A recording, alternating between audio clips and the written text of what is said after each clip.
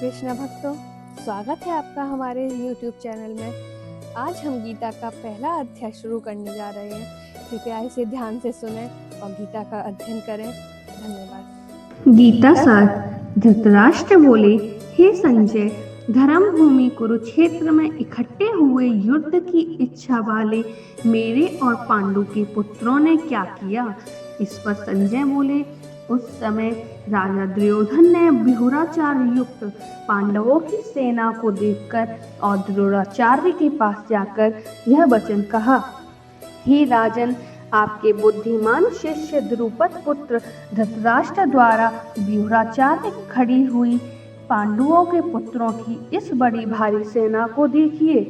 इस सेना में बड़े बड़े धनुषों वाले युद्ध में भीम और अर्जुन के समान बहुत से शूरवीर हैं, जैसे सात्विक और विराट तथा महारथी राजा द्रुपद और धृतकेष्टु, चेतकीना तथा बलवान काशीराज पुरुजित, कुंती भोज और मनुष्यों में श्रेष्ठ शैव्य और पराक्रमी युद्धोमान्यु तथा बलवान उत्तमौजा, सुभद्रा पुत्र अभिमन्यु और द्रौपदी के पांचों पुत्र, ये सभी महारथी हैं। हे ब्राह्मण श्रेष्ठ, हमारे पक्ष में भी जो प्रधान हैं उनको आप समझ लीजिए। आपके जानने के लिए मेरी सेना के जो सेनापति हैं उनको कहता हूँ। एक तो स्वयं आप और पितामह भीष्म तथा कर्ण और संग्राम विजय कृपाचार्य तथा वैसे ही अक्षरधामा विकर्ण और सोमदत्त का पुत्र भूरिश्रवा तथा और भी बहुत से शूरवीर अनेक प्रकार के शस्त्र अस्त्रों से युक्त, मेरे लिए जीवन की आशाओं को त्यागने वाले, सबके युद्ध में चतुर हैं। भीष्म पितामह द्वारा रक्षित हमारी वह सेना सब प्रकार से अजेय है और भीम द्वारा रक्षित इन लोगों की यह सेना जीतने में सुगम है। इसलिए सब मोर्चों पर अपनी अपनी जगह स्थित रहते हुए आप लोग सब के सब निसंदेह भीष्म पितामह की ही रक्षा और से करें। इस प्रकार द्रोणाचार्य से कहते हुए दुर्योधन ने वचनों को सुनकर कौरवों में वृद्ध बड़े प्रतापी पितामह भीमसेन ने उस दुर्योधन के हृदय में हर्ष उत्पन्न करते हुए उच्च स्वर से सिंह की नाद के समान गरज कर शंख बजाया। उसके उपरांत शंख और नगारे तथा ढोल, मदंग और नृग सहित बाजे एक साथ ही बजे। उनका वह शब्द बड़ा भयंकर हुआ।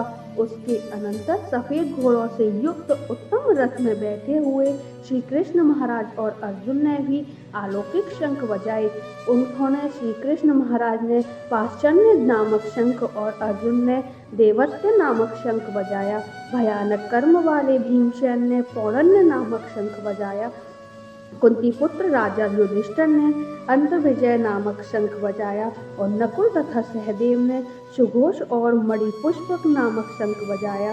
श्रेष्ठ धनुष वाले काशीराज और महारथी सिंहखड़ी और धृतराष्ट्र तथा राम दुबराट और अजय सात्विक तथा राजा द्रुपद और द्रौपदी के पांचों पुत्र और बड़ी भुजाओं वाले सुभद्रा पुत्र अभिमन्यु, इन सब ने हे राजन अलग अलग शंख बजाए और उस भयानक शब्द ने आकाश और पृथ्वी को भी शब्दमान करते हुए धृतराष्ट्र पुत्र को भी हृदय विदृढ़ कर दिया। हे राजन, उसके उपरांत कपिध्वज अर्जुन ने खड़े हुए धृतराष्ट्र पुत्रों को देखकर उस शंख चलने वाली तैयारी समय धनुष उठाकर हरिकेश श्री कृष्ण महाराज से यह वचन कहा, हे अच्युत, मेरे रथ को दोनों सेनाओं के बीच में से खड़ा करिए, जब तक मैं इन स्थित हुए युद्ध की कामना वालों को अच्छी प्रकार देख लूं कि इस युद्ध के रूप में व्यापार में मुझे किन किन के साथ युद्ध करना योग्य है। दुर्विध दुर्योधन का युद्ध में कल्याण चाहने वाले जो हैं, हे राजन, लोग इन सेनाओं में आए हैं, उन युद्ध करने वालों में मैं देखूंगा। संजय बोले, हे धृतराष्ट्र, अर्जुन द्वारा इस प्रकार कहे हुए महाराज श्री कृष्णचंद्र ने दोनों सेनाओं के बीच में भीष्म और द्रोणाचार्य के सामने और संपूर्ण राजाओं के सामने उत्तम रथ को खड़ा करके ऐसे कहा कि हे पार्थ, इन इकट्ठे हुए कौरवों को देख।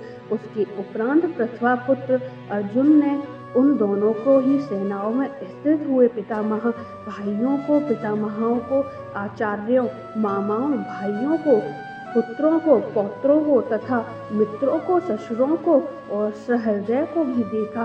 इस प्रकार उन खड़े हुए संपूर्ण बुद्ध वाले देखकर वे अत्यंत करुणा से युक्त हुए। कुंती पुत्र अर्जुन शोक करते हुए यह बोले, हे कृष्ण, इस युद्ध की इच्छा वाले खड़े हुए स्वजन समुदाय को देखकर मेरे अंग स्थिर हुए जाते हैं और मुख भी सूखा जाता है और मेरे शरीर में कंप तथा रोमांच होता है तथा हाथ में गांडीव धनुष गिरता है और त्वचा भी बहुत जलती है तथा मेरा मन भ्रमित सा हो रहा है, इसलिए मैं खड़ा रहने को भी समर्थ नहीं हूँ। हे केशव, लक्षणों को भी विपरीत ही देखता हूँ तथा युद्ध में अपने कुलों को मारकर कल्याण भी नहीं देखता। हे कृष्ण, मैं विजय नहीं चाहता और राज्य तथा सुखों को भी नहीं चाहता। हे गोविंद, हमें राजा से क्या प्रयोजन है अथवा भोगों से और जीवन से भी क्या प्रयोजन है, क्योंकि हम जिनके लिए राज्य, भोग और सुखदायी इच्छित हैं, वे ही यह सब धन और जीवन की आशा को त्याग कर युद्ध में खड़े हैं, जो कि गुरुजन, ताऊ, चाचे, लड़के और वैसे ही दादा, मामा, ससुर, पोते, साले तथा और भी संबंधी लोग हैं। इसलिए हे मधुसूदन, मुझे मारने पर भी अथवा 3 लोगों के राज्यों के लिए भी मैं इन सबको मारना नहीं चाहता, फिर पृथ्वी के लिए तो कहना ही क्या है। हे जनार्दन, धृतराष्ट्र के पुत्रों को मारकर भी हमें क्या प्रसन्नता होगी, इन आतंकियों को मारकर तो हमें पाप ही लगेगा। इसके हे माधव, आपने बांधे धृतराष्ट्र के पुत्रों को मारने के लिए हमें योग्य नहीं है, क्योंकि अपने कुटुंब को मारकर हम कैसे सुखी होंगे। यद्यपि लोभों से भ्रष्ट हुए ये लोग कुल के नाशकृत दोषों को और मित्रों को साथ विरोध करने में पापों को नहीं देखते हैं, परंतु हे जनार्दन, कुल के नाश करने से होते हुए दोष जानने वाले हम लोगों को इस पाप से हटने के लिए क्यों नहीं विचारा करना चाहिए, क्योंकि कुल के नाश होने से सनातन कुल धर्म नष्ट हो जाते हैं। धर्म के नाश होने से संपूर्ण कुलों को पाप भी बहुत दबा लेता है तथा हे कृष्ण, पाप के अधिक बढ़ जाने से भी बहुत दबा लेता है तथा हे कृष्ण, कुल की स्त्रियां भी दूषित हो जाती हैं और हे वार्ष्णेय, स्त्रियों के दूषित होने पर वर्ण संकर उत्पन्न होता है और वह वर्ण संकर कुल घातियों को और कुलों को नरक में ले जाने के लिए भी होता है। लोप हुई पिंड और जल की क्रिया वाले इनके पितृलोक भी गिर जाते हैं और इन वर्ण संकर कारक दोषों से कुलघातियों के सनातन कुल धर्म और जाति धर्म नष्ट हो जाता है तथा ही जनार्दन, नष्ट हुए कुल धर्म वाले मनुष्यों का अनंत काल तक नरक में वास होता है, ऐसा हमने सुना है।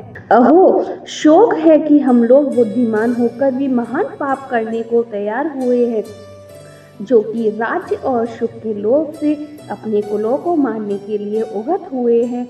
यदि मुझे सशस्त्र न सामान करने वाले लोगों को सहस्त्रधारी धृतराष्ट्र के पुत्र रण में मारे तो वह मरना भी मेरे लिए अति कल्याणकारक होगा। संजय बोले, रणभूमि में शोक से उग्र मन वाले अर्जुन इस प्रकार कहकर वार सहित धनुषों को त्याग कर रथ के लिए पिछले भाग में बैठ गए। भक्तों, कैसी लगी आपको हमारी ये वीडियो?